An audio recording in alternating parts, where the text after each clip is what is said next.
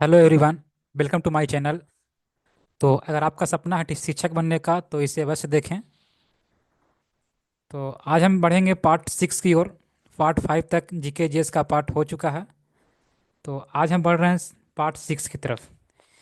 Total ये common paper 40 number number का आता है, जिसमें हम टोटल देखेंगे ओनली 30 मार्क्स। बिकॉज मैंने मैथ और रीजनिंग को इंक्लूड नहीं किया है। तो स्टार्ट करते हैं आज का सीरीज क्वेश्चन नंबर 1 से। 1 सेकेंड। Yes, question number 1। भारतीय राष्ट्रीय कांग्रेस का प्रथम मुस्लिम प्रेसिडेंट था, तो इनमें से कौन था? Option A Abdul Kalam Azad. Option B Rafi Ahmed Kidwai. Option C M A Ansari. तो इनमें से कौन सा कांग्रेस का प्रथम मुस्लिम प्रेसिडेंट था? ठीक है। तो मुस्लिम प्रेसिडेंट सबसे पहले बदरुद्दीन तैयब जी थे। इसका राइट आंसर ऑप्शन ई हो जाएगा यहाँ पे। ठीक है। यहाँ राइट आंसर आपका ई हो जाएगा, याद रखेंगे। और राइट आंसर क्या होगा? बदरुद्दीन तैयब जी, जो कि 1887 का मद्रास अधिवेशन में थे। ठीक है।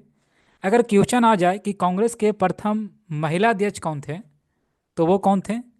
इनी बेसेंट। 1917 के कलकत्ता अधिवेशन का कांग्रेस के प्रथम महिला अध्यक्ष कौन थे? इनी बेसेंट, जो कि 1917 का कलकत्ता अधिवेशन में ये अध्यक्ष थे। क्वेश्चन अगर ये आ जाए कांग्रेस के प्रथम भारतीय महिला अध्यक्ष, अगर भारतीय की बात हो तो सरोजनी नायडू, जो कि 1925 का कानपुर अधिवेशन के ये अध्यक्ष थे। ठीक है। तो कांग्रेस के प्रथम मुस्लिम अध्यक्ष कौन थे? बदरुद्दीन तैयब जी, 1887 का मद्रास अधिवेशन का अध्यक्ष। कांग्रेस के प्रथम महिला अध्यक्ष एनी बेसेंट, 1917 ईस्वी। और कांग्रेस के प्रथम भारतीय महिला अध्यक्ष सरोजनी नायडू। ओके। चलिए, क्वेश्चन नंबर 2। तो क्वेश्चन नंबर 2। निम्नलिखित में से किस एक ने सन 1875 में हाउस ऑफ कॉमन्स में एक याचिका प्रस्तुत करते हुए ब्रिटिश संसद में भारत के प्रत्यक्ष प्रतिनिधित्व की मांग की? Option A the Deccan association. Option B the Indian association. Option C Poona Sarvajanik Sabha. ठीक है। तो राइट आंसर यही हो जाएगा, Poona Sarvajanik Sabha. Option C is the right answer, Poona Sarvajanik Sabha. ठीक है। अगर आपका भी सपना है शिक्षक बनने का तो ये वीडियो आपके लिए बहुत ही महत्वपूर्ण होगा। बिकॉज ये जो जीके जीएस का पार्ट है, क्लास 1 to 5, 6 to 8, 9, 10, 11, 12 सभी क्लास के लिए बहुत ही महत्वपूर्ण होगी। ठीक है। आपसे क्वेश्चन है, पूना सार्वजनिक सेवा का पूना सार्वजनिक सभा का गठन कब हुआ था, स्थापना कब हुआ था? ठीक है। और स्थापना इसका बता दूं आपको, तो स्थापना हुआ था 1870 में। 1870 ईस्वी में हुआ था। यस, पूना सार्वजनिक सभा का स्थापना 1870 में हुआ था। आपसे क्वेश्चन है जो कि बताएंगे कमेंट्स बॉक्स में कि इस स्थापना करने में किन की भूमिका थी? पूना सार्वजनिक सभा का स्थापना में किन की भूमिका थी, वो आपको कमेंट्स बॉक्स में बताना है। ठीक है। अब हम चलेंगे क्वेश्चन नंबर 2 की ओर, 3 की ओर। यस। किसने उदारवादियों के संबंध में कहा, अपनी शिकायतों का निवारण करने तथा रियासत पाने के लिए उन्होंने 20 साल से अधिक समय कमोवेश जो आंदोलन चलाया उसमें उन्हें रोटियों के बजाय पत्थर मिले? तो ये कथन किनका है? लाला लाजपत राय। ऑप्शन हो जाएगा आपका B. Option B is the right answer. ठीक है। Question number 4। Akhil Bharatiya trade union Congress का गठन कब और किसकी अध्यक्षता में हुआ? तो याद रखेंगे, अखिल भारतीय ट्रेड यूनियन कांग्रेस का गठन 31 अक्टूबर 1920 ईस्वी को हुआ था। ठीक है। तो और इसकी अध्यक्षता कौन थे? वो लाला लाजपत राय। ऑप्शन आपका ए हो जाएगा राइट आंसर। ठीक है। ऑप्शन, तो लाला लाजपत राय के अध्यक्षता में 31 अक्टूबर 1920 को अखिल भारतीय ट्रेड यूनियन कांग्रेस का गठन किया गया। ओके। तो क्वेश्चन नंबर 4 का राइट आंसर ऑप्शन ए हो जाएगा। ठीक है। आपसे क्वेश्चन है किसके इसकी स्थापना कहाँ हुई थी, ये आपको बताना है कमेंट्स बॉक्स में। ठीक है। क्वेश्चन नंबर 5, बिहार में नमक सत्याग्रह के दौरान लोगों ने नमक बनाने के अलावा किस कर का विद्रोह करते हुए विरोध करके सरकार का विरोध करना शुरू चुना। ठीक है। तो नमक सत्याग्रह सुने होंगे आप, लेकिन बिहार में नमक सत्याग्रह के अलावे किस कर का विद्रोह बिहार में हुआ था? मालवा, हाथी, विकास। तो बिहार में हुआ था चौकीदारी कर का। किसका हुआ था? चौकीदारी कर, याद रखेंगे, चौकीदारी कर। ऑप्शन बन जाएगा आपका ए। ए इज द राइट आंसर। और क्या हुआ था? चौकीदारी कर। क्यों? क्योंकि बिहार जो है भू आवर्त क्षेत्र है, इसलिए यहाँ नमक सत्याग्रह संभव नहीं था। बिहार में नमक सत्याग्रह संभव नहीं था क्योंकि बिहार क्या है? भू आवर्त क्षेत्र है। ठीक है। इसलिए राइट आंसर आपका ऑप्शन ई हो जाएगा। ठीक है। बढ़ेंगे नेक्स्ट क्वेश्चन नंबर 6 की ओर। 6, यस। भारतीय राष्ट्रीय कांग्रेस के निम्नलिखित में से किस सत्र में मौलिक अधिकारों और आर्थिक नीति पर प्रस्ताव प्रस्ताव पारित किया गया था? तो किस अधिवेशन में? ठीक है, मौलिक मौलिक अधिकारों और आर्थिक नीति पर प्रस्ताव प्रस्ताव पारित किया गया था? ऑप्शन ए त्रिपुरी सत्र, या कह सकते हैं त्रिपुरी अधिवेशन, कराची अधिवेशन, लखनऊ अधिवेशन। तो किस अधिवेशन में? कराची अधिवेशन में। ठीक है। ऑप्शन क्या हो जाएगा? B. Option B right answer. Option B is the right answer. ठीक है। कराची अधिवेशन कब हुआ था? कब हुआ था? 1931 ईस्वी में। इसके अध्यक्ष सरदार वल्लभ भाई पटेल थे और ये 45 नंबर का अधिवेशन था। याद रखेंगे, कराची अधिवेशन 45 नंबर का अधिवेशन था। ये 1931 में हुआ था। इसके अध्यक्ष सरदार वल्लभ भाई पटेल थे। ओके, चलिए क्वेश्चन नंबर 7, बिहार में किसके नेतृत्व में सभी पार्टियों ने साइमन कमीशन का बहिष्कार किया था? ठीक है। साइमन कमीशन कमीशन का बहिष्कार क्यों किया गया था? पहले तो बात ये जान लेते हैं। इसमें टोटल 7 सदस्य थे। ठीक है। इसका गठन 1927 ईस्वी को हुआ था और ये भारत में आया था साइमन कमीशन फरवरी 1928 को। गठन नवंबर 1927 को। भारत कब आया? फरवरी 1928 को। इसका विरोध इसलिए किया गया था क्योंकि इसमें टोटल 7 सदस्य थे और सातों ब्रिटिश ही थे, गोरे लोग थे। ठीक है, टोटल गोरे लोग ही थे। तो बिहार में इसका नेतृत्व किसने बहिष्कार किसने किया था? तो अनुग्रह नारायण सिंह सिन्हा। ऑप्शन हो जाएगा ए आपका right answer. Option A is the right answer. ठीक है। और जान लेते हैं साइमन कमीशन गठन नवंबर 1927 को। भारत कब आया था? फरवरी 1928 को। अच्छा, अनुग्रह नारायण सिंह के बारे में अगर बात करें तो ये बिहार के प्रथम उप मुख्यमंत्री थे। ठीक है। बिहार के प्रथम उप मुख्यमंत्री कौन थे? अनुग्रह नारायण सिंह। और ये वित्त मंत्री भी रह चुके हैं, याद रखेंगे, ये वित्त मंत्री भी रह चुके हैं। इनको हम बिहार विभूति के नाम से भी जानते हैं। इन्हें हम बिहार विभूति के नाम से जानते हैं, इनका उपनाम है, याद रखेंगे। ठीक है। क्वेश्चन नंबर 8, निम्नलिखित में से किसने गाड़ी पर यह मानकर बम फेंका था कि उसमें उनमें मुजफ्फरपुर के न्यायाधीश किंग्सफोर्ड बैठे थे? ठीक है। ये अप्रोक्स बम फेंका गया था 1908 ईस्वी को, 1908 ईस्वी को। ठीक है। तो इसका राइट आंसर क्या हो जाएगा? किसने बम फेंका था? तो बम फेंकने वाले थे खुदीराम बोस और प्रफुल्ल चाकी। खुदीराम बोस, प्रफुल्ल चाकी। यहाँ पे तो आंसर मिल नहीं रहा। ठीक है। फणीश्वर नाथ रेणु नहीं थे, ठीक है ना। यहाँ पे राइट आंसर खुदीराम बोस। ठीक है। याद रखेंगे, खुदीराम बोस और प्रफुल्ल चाकी। प्रफुल्ल चाकी तो सही यहाँ पर मिल रहा, ठीक है। बट यहाँ पे राइट आंसर क्या होना चाहिए? खुदीराम बोस। यहाँ पे right answer Khudiram Bose. Okay. Okay. यहाँ फणीश्वर नाथ रेणु नहीं थे, प्रफुल्ल चाकी थे, और एक थे खुदीराम बोस। राइट आंसर आप ई डाल सकते हैं। ठीक है, राइट आंसर ई। बिकॉज अगर हम सी करते हैं तो फणीश्वर नाथ रेणु और प्रफुल्ल चाकी दोनों हो जाता है, इसलिए हमें आंसर ई की तरफ जाना चाहिए। Okay. Next question number 9, Bharat में भारतीय मानक मध्य रेखा निम्नलिखित में से किस राज्य से होकर नहीं गुजरती है? किस राज्य से होकर नहीं गुजरती है? Option A Madhya Pradesh, option B Uttar Pradesh, option C Bihar. अच्छा, पहले हम जान लेते हैं किन किन राज्यों से गुजरती है। याद रखेंगे, यूपी, यूपी राज्य से गुजरती है, मध्य प्रदेश, छत्तीसगढ़, उड़ीसा, आंध्र प्रदेश। ठीक है, तो मध्य प्रदेश आपका आ गया, उत्तर प्रदेश भी यहाँ गया, बिहार, बिहार इधर राइट आंसर। यहाँ पे पूछा गया नहीं गुजरती है, तो बिहार से नहीं गुजरती, याद रखेंगे बिहार से नहीं गुजरती है।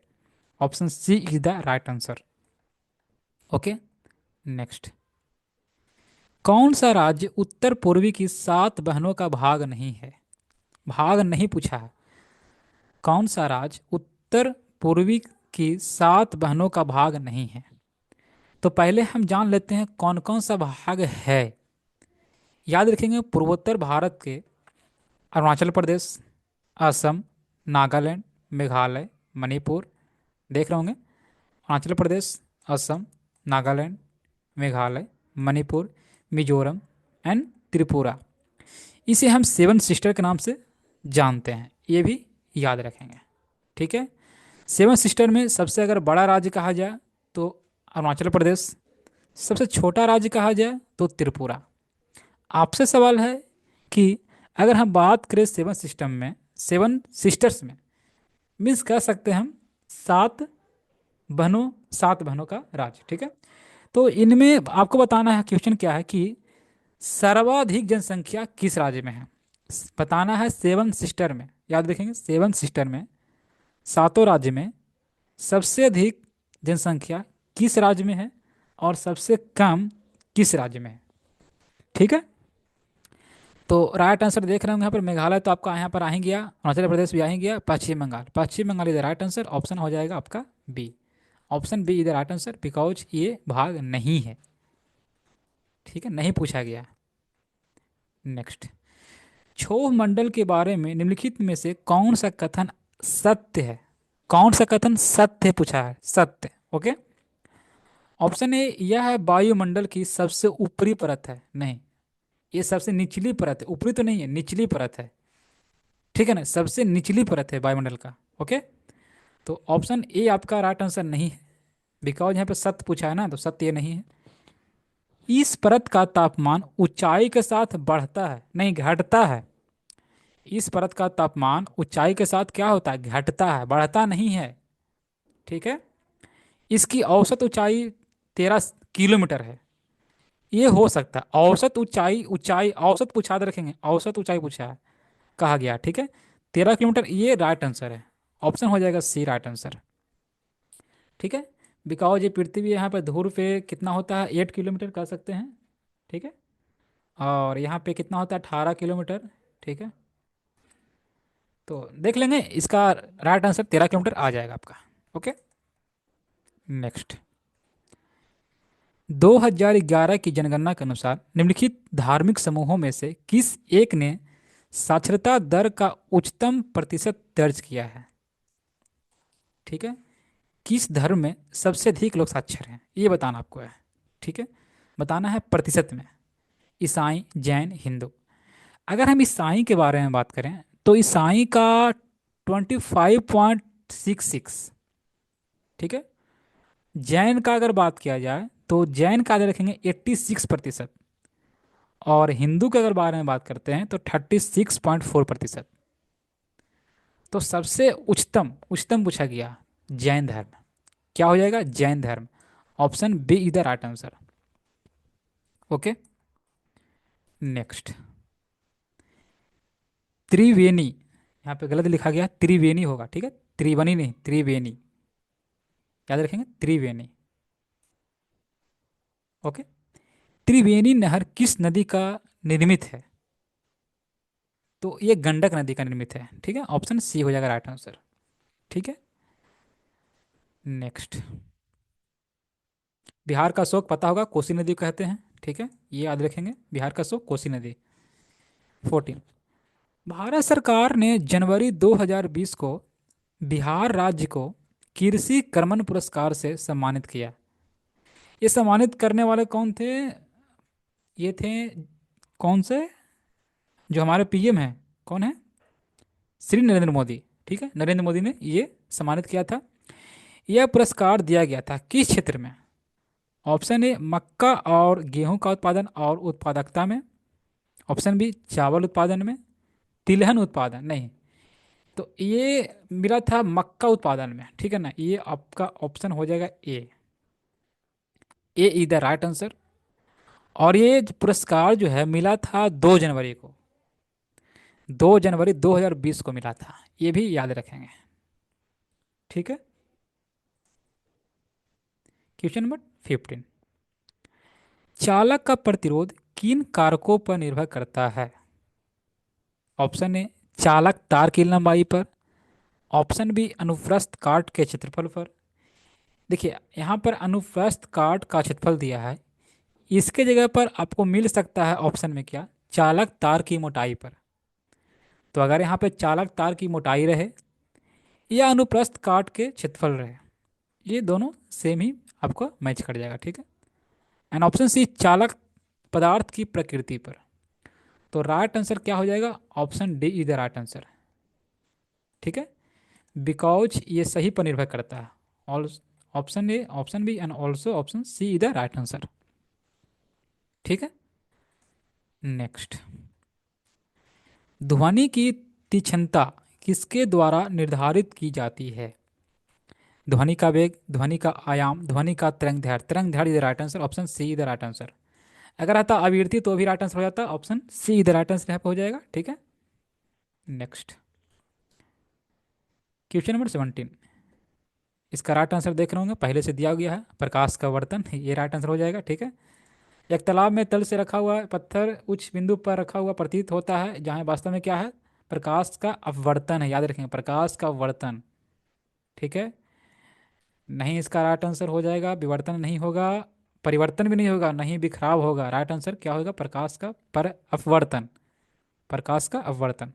ठीक है।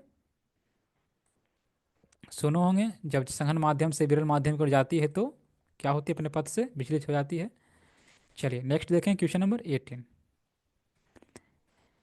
कौन सा गैस से जब बिजली गुजरती है तब ये नारंगी रंग की रोशनी देती है? यह आमतौर पर प्रतिदीप्त प्रकाश में इस्तेमाल की जाती है। Neon, hydrogen, nitrogen. तो ये कौन सा गैस है जब बिजली गुजरती है तब ये नारंगी रंग की रोशनी देती है? ठीक है। यह आमतौर पर प्रतिदीप्त प्रदीप्त प्रकाश में इस्तेमाल की जाती है। तो वो कौन सा गैस है? Neon gas. ऑप्शन हो जाता आपका ए।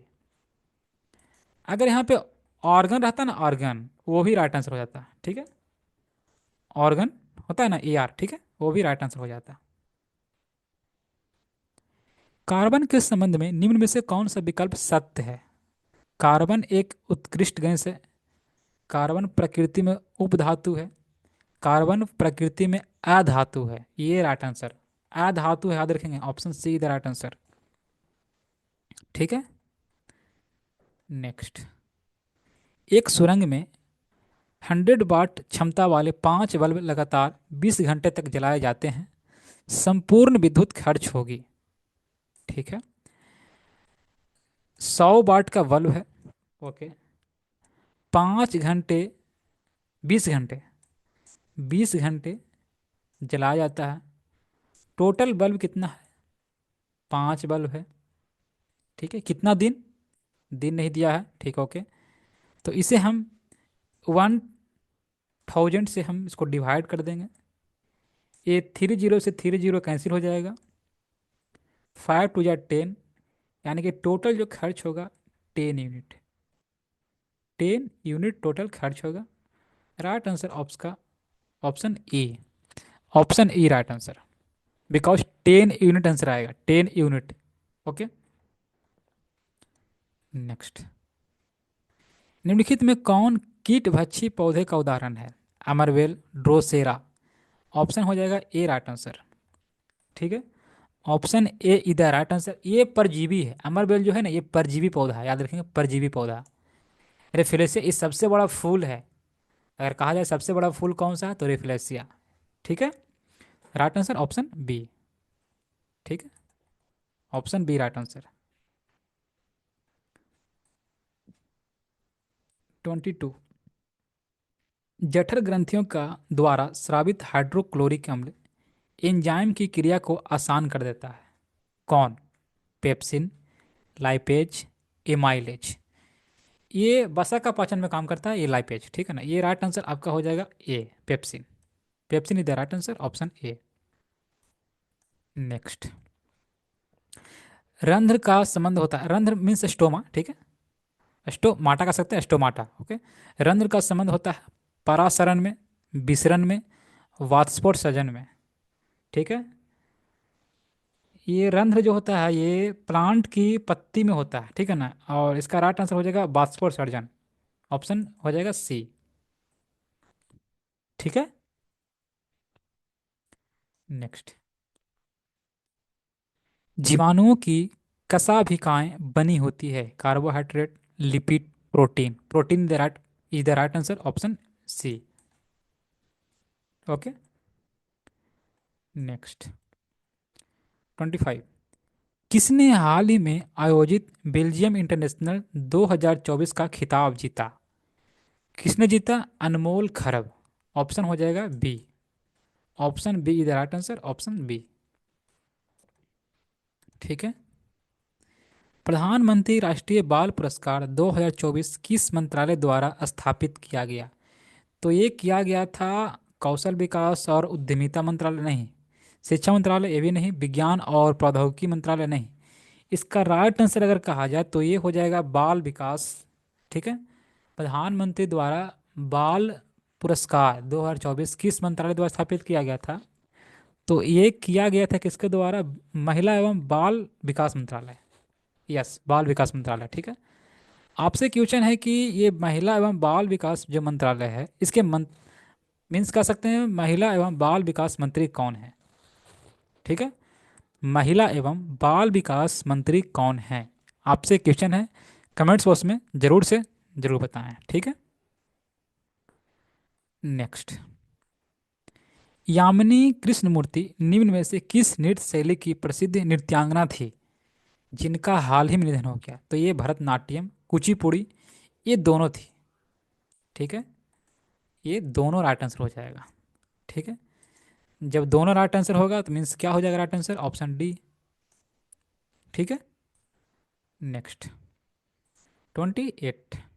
बिहार के युवा वैभव सूर्यवंशी किस आईपीएल टीम से 1.10 करोड़ रुपए की कीमत का आईपीएल सौदा हासिल करने वाले सबसे कम उम्र के खिलाड़ी बन गए हैं? Chennai Super Kings, Rajasthan Royals, Delhi Capitals.